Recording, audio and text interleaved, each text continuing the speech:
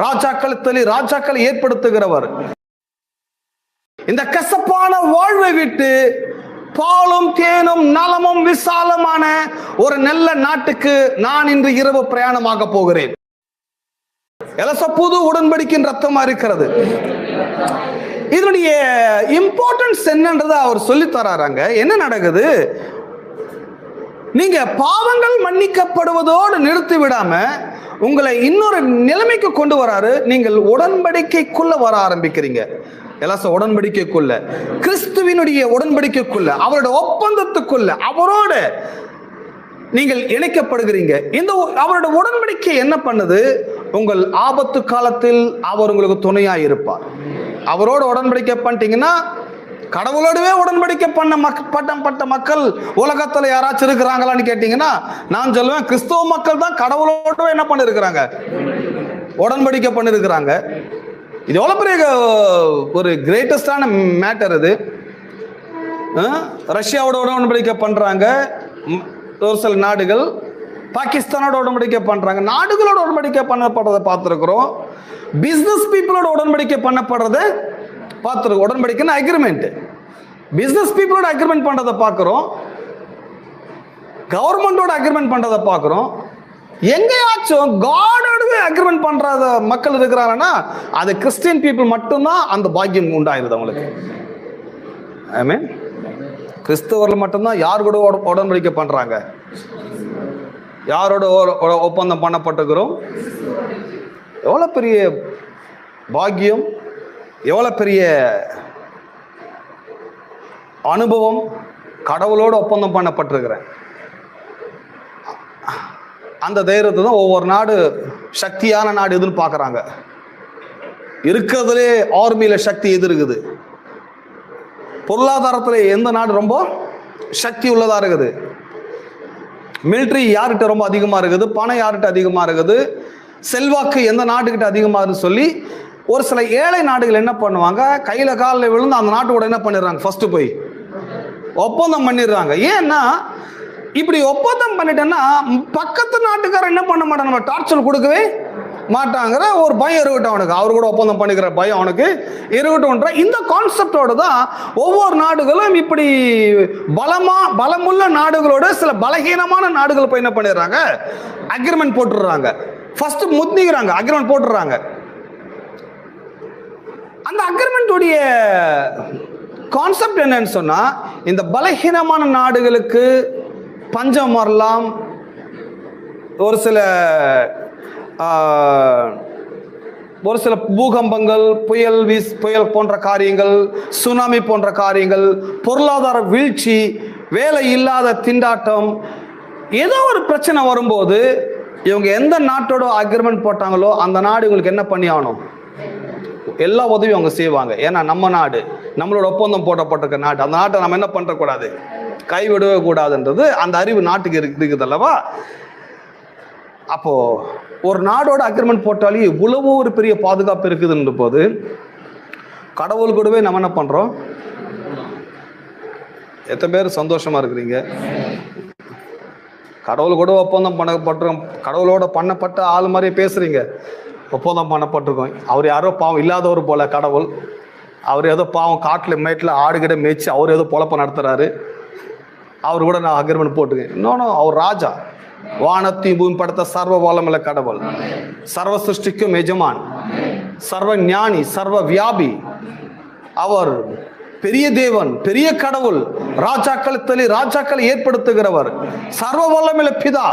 அந்த கடவுளோட நான் என்ன பண்றேன், ஒப்பந்தம் போடுகிறேன், அக்ரிமெண்ட் பண்றேன். என்னோட பெனிஃபிட்ஸ் என்ன, அவரோடு உடன்படிக்கை பண்ணப்பட்டவளை தேவன் ஒருபோதும் கைவிடவே மாட்டார். அவரோடு உடன்படிக்கை பண்ணப்பட்டவனை தேவன் ஒருபோதும். நேற்றுக்கு ஒரு போதகர் பிரசங்கம் பண்ணிட்டு இருக்கிறாரு, நான் கேட்டு இருந்தேன் வீட்டில். சில நேரத்தில் போர் அடிக்கும் போதெல்லாம் கேட்பேன். போர் அடிக்கும் போதில் ஏன் கேட்பேன்னா, என்ன பண்றானுங்க இவங்க. ஏன்னா நான் அந்த குரூப்பை விட்டு பல வருஷம் ஆகுது. திருந்துனாங்களா திருந்தலையா பார்க்கும்போது இன்னும் திருந்தாம தான் இருக்கிறாங்க. அவங்க என்ன சொல்றாங்க, அப்பத்தை எடுக்கணும், அதை சுடணும். அவங்க யாத்திராமத்தை போயிட்டு நெருப்புல சுட்டு பாபிக்யூ மாதிரி பண்றாங்க போல. நெருப்புல சுட்டு அதை எடுத்து கசப்பான கீரையோட இந்த இந்த மாம்சத்தை என்ன பண்ணணும்? அவர் சொல்லும் போது வாயெல்லாம் ஊறுது, இந்த பார்பிக்கு எங்க கிடைக்கும் சொல்லி. கான்செப்ட் வந்து அங்க நெருப்புல சுடுறது, மாம்சத்தை சுடுறது, இந்த கசப்பான கீரையோட சாப்பிடுறது. அவர் என்ன சொல்ல வராரு? இதை நீங்க சாப்பிடும் போது சந்தோஷமா என்ன பண்ணாதீங்க, நீங்க சாப்பிடாதீங்க. கசப்பான கீரையோட டோட்டல் டேமேஜ். அந்த கான்செப்டே தப்பு. மிகப்பெரிய சர்ச்சு, ஆயிரக்கணக்கான மக்கள் கோயிலுக்குள்ள போறாங்க. ஜஸ்ட் இந்த கம்யூனியனை கூட அவங்களால மக்களுக்கு என்ன பண்ண முடியல, சொல்லிக் கொடுக்க முடியல. இது வந்து பெரிய அபாயத்தை ஏற்படுத்துன்றது மக்களுக்கு தெரியல. ஏன்னா ரொம்ப விளங்கிக் கொள்ள வேண்டியது ஞானஸ்தானத்தை எப்படி விளங்கிக் கொள்றோமோ திருவருந்து அவ்வளவு என்ன பண்ண வேண்டும், விளங்கிக் கொள்ள வேண்டும். அவங்க என்ன சொல்றாங்க, அவங்க சொல்ற கான்செப்ட் நான் வரேன். இந்த அப்பத்தை நீங்க சாப்பிடும்போது அவங்க சொல்றாங்க, இந்த மாம்சத்தை சாப்பிடும்போது கூடவே எதையும் சேர்த்து சாப்பிடுங்க, கசப்பான கீரை. அவங்க எப்படி அத இன்டர்பிரேஷன் கொடுக்குறாங்க, அதை எப்படி வியாக்கியானம் பண்றாங்க அப்படின்னு சொன்னா, கசப்போட சாப்பிடுங்க, துக்கத்தோட சாப்பிடுங்க, அழுகையோட சாப்பிடுங்க.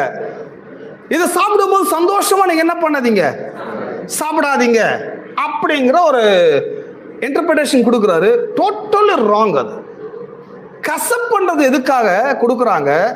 எகிப்து தேசத்தில் 430 வருஷமா நான் அடிமையாக இருந்தேன். இந்த கசப்பான வாழ்வை விட்டு பாலும் தேனும் நலமும் விசாலமான ஒரு நல்ல நாட்டுக்கு நான் இன்று இரவு பிரயாணமாக போகிறேன்.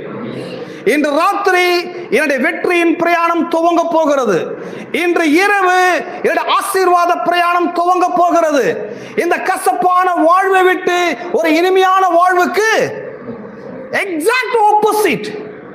கசப்பு பாலும் தேனும், அது இனிமை, இது கசப்பு. இந்த கசப்பான லைஃபை விட்டு ஒரு நல்ல லைஃபுக்கு போகும்போது துக்கத்தோடு போவீங்க. ஹலோ, என்னை கூப்பிட்டு இப்போ நல்ல ஒரு பிசினஸ் மேனோட அக்ரிமெண்ட் போடணும்னு ரொம்ப சந்தோஷமா போயிடுவேன். அவரோட அக்ரிமெண்ட் போட்டுக்கப்பா, உனக்கு வேண்டிய பணத்தெல்லாம் அவர் கொடுப்பாரு, உனக்கு வேண்டியதெல்லாம் அவர் செய்வார்னா ஃபர்ஸ்ட் ஆளா போய் நிற்பாங்க. முதல் ஆளா போய் நின்று சந்தோஷமா நின்று எப்படா அந்த அக்ரிமெண்ட் ப்ரோக்ராம் வரும், எப்போ அக்ரிமெண்ட் போட்டு அவரோட ஒப்பந்தம் பண்ண முயற்சி பண்ணி கொண்டிருப்பேன். ஏன்னா ஒரு ஃபியூச்சர், ஒரு எதிர்காலம், வாழ்க்கை நல்லா இருக்கும். இவர் கூட அக்ரிமெண்ட் பண்ண வாழ்க்கையே நல்லா இருக்கும்ன்ற தெரிஞ்ச பிறகு எப்படி நான் அழுக வரும், எப்படி நான் துக்கப்படுவேன்? ஹலோ, விலங்கு தானே பேசுறது. அப்போ சபையினுடைய ப்ராப்ளம் நூற்றுக்கணக்கான ஆண்டுகளா திருவந்து கொடுக்குறாங்க. பட் திருவந்தோட கான்செப்ட் இன்னைக்கு மக்களுக்கு விவரிக்க தெரியாம இன்னைக்கு மிஸ்டேக்ஸ் பண்ணினே இருக்கிறாங்க. பட் கடவுள் அங்க சொல்றாங்க, எக்ஸோட யாத்ரா புஸ்தகத்துல, இந்த மாம்சத்தை சுட்டு கசப்பான கீரையோட சாப்பிடுங்க.